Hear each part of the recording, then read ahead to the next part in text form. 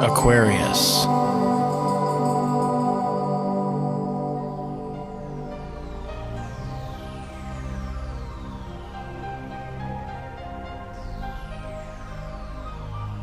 Hello Aquarius, this is your forecast for January 2016. Happy New Year. I hope you had a beautiful holiday season.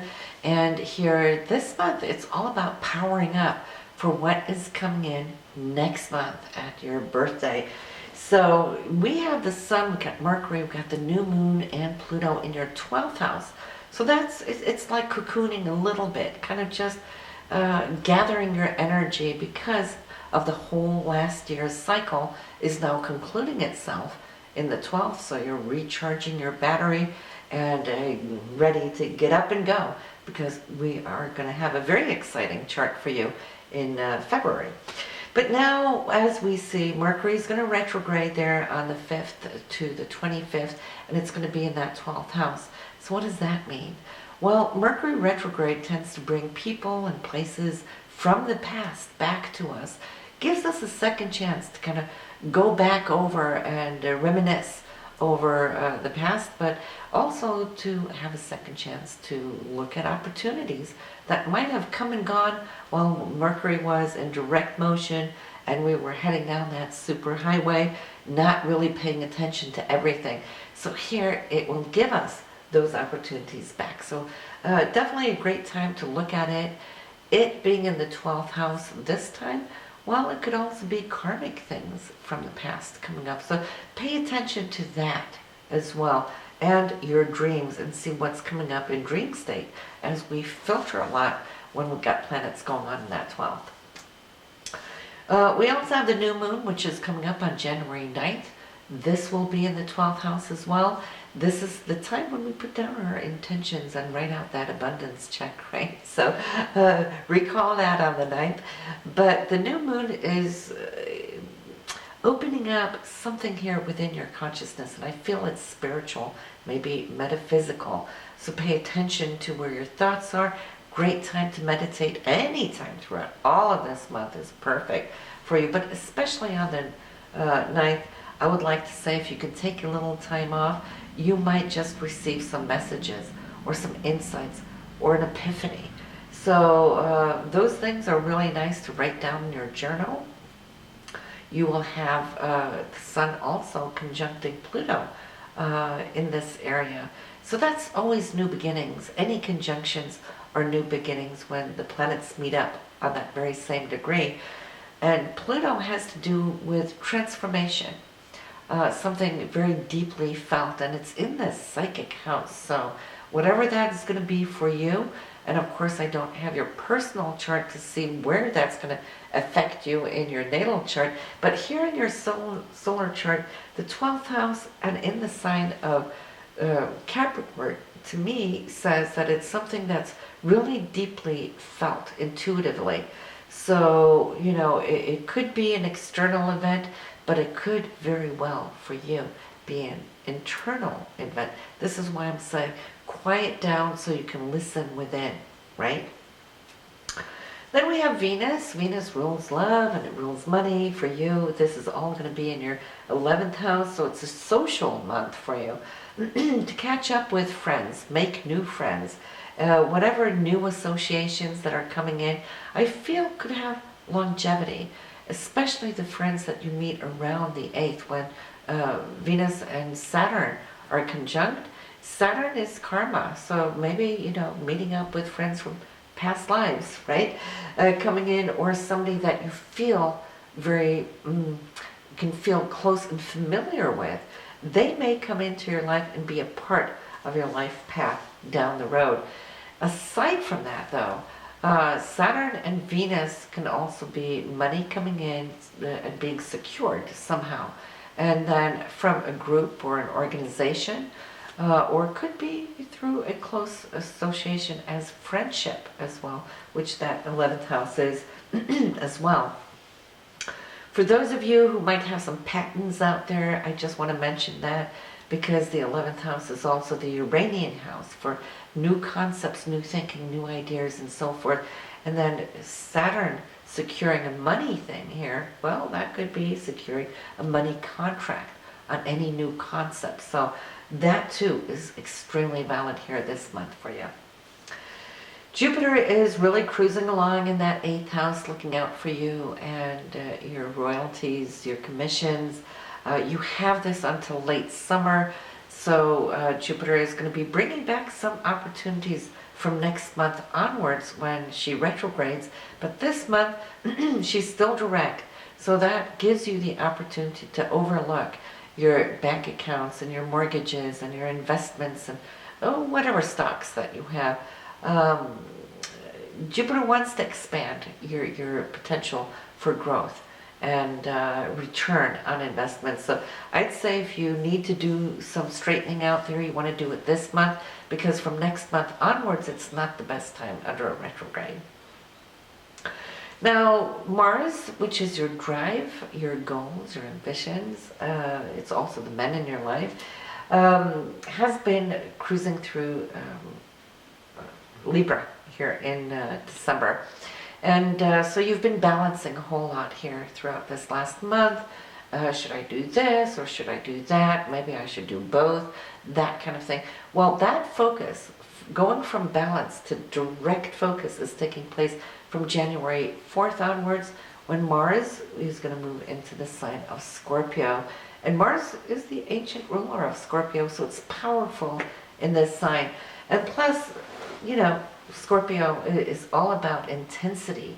So you might just come to see how the intensity in your life is going to pick up when it comes to career. Now, Mars will come into your career house once every 2 years. All right, so it's been 2 years since you had this phase that can open up for really receiving laurels for work well done, right? So you're accomplishing a long-term goal, plus you're also being given the support and the drive to start up any new projects. And in that case, you're going to love it, because you can really just hone in and go do what you're best at doing. So we love Mars here in this area. You're going to have it throughout the entire month.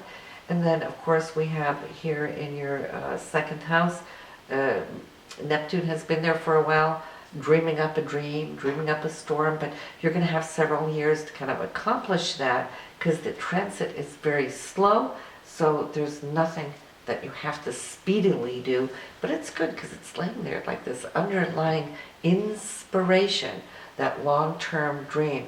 So that will be whispering in your ear. But we have on January 5th, the Sun and Pluto, they're going to conjunct in that 12th house. Pay attention to this day, because something might just click and come together for you.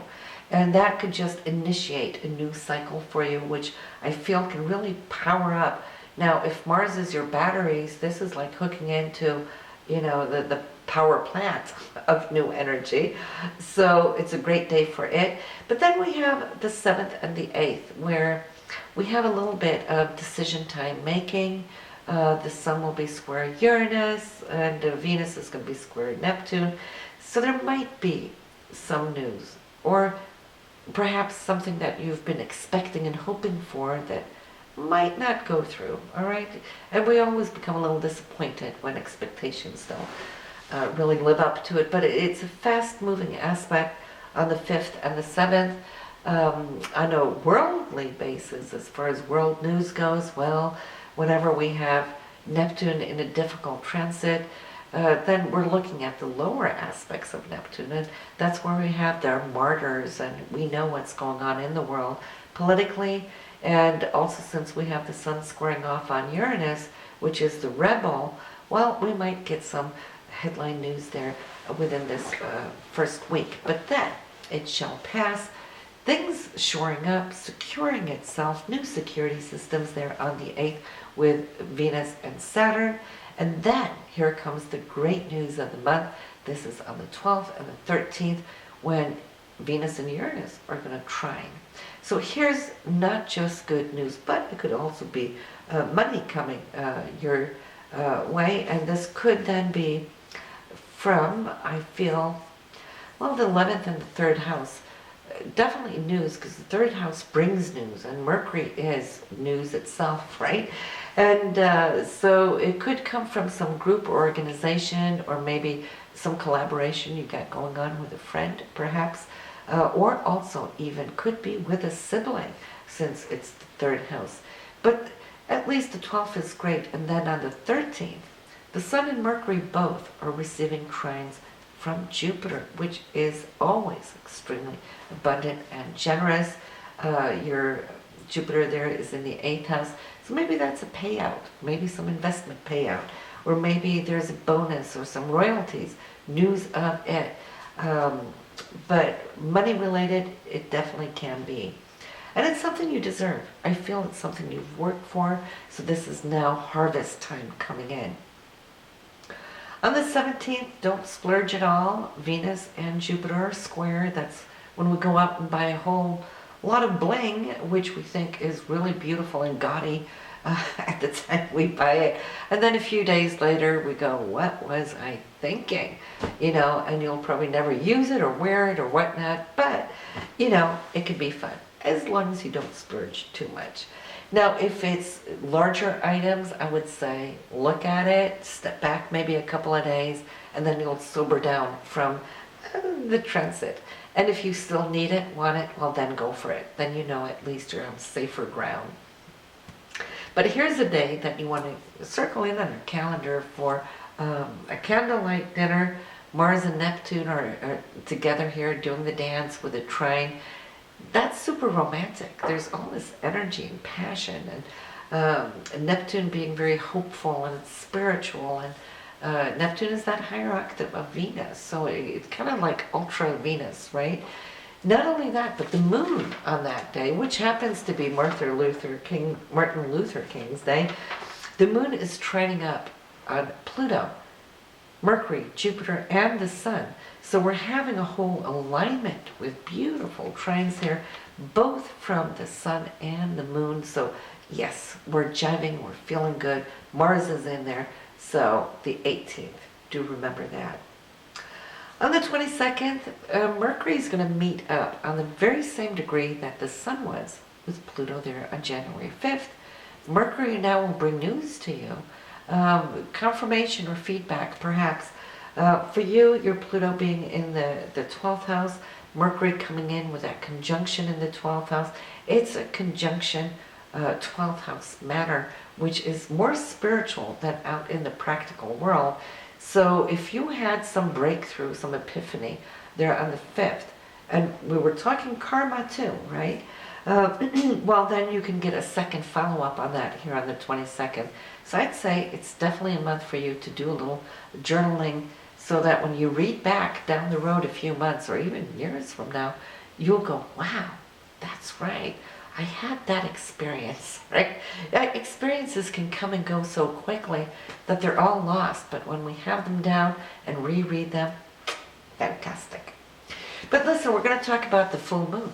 Because the full moon here this month is going to be in the sign of Leo in your 7th house for committed relationships. So this is really going to bring up energies between you and your partner. If you're single, well, it could be a nice time to meet somebody, but it's really illuminating the area of where all those heartfelt sentiments lay between you and your relationship, and what it is now you have achieved, and especially from where that full moon was there on Christmas Eve. Now, wow, that was an experience. It hasn't been a full moon on Christmas Eve, or should I say Christmas Day, for 38 years.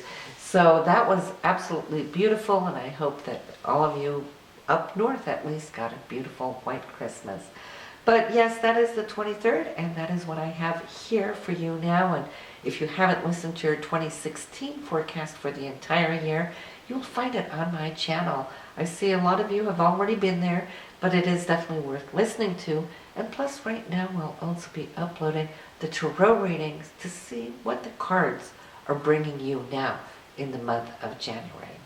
So have a good one, everyone, and I'll see you in February. Bye now.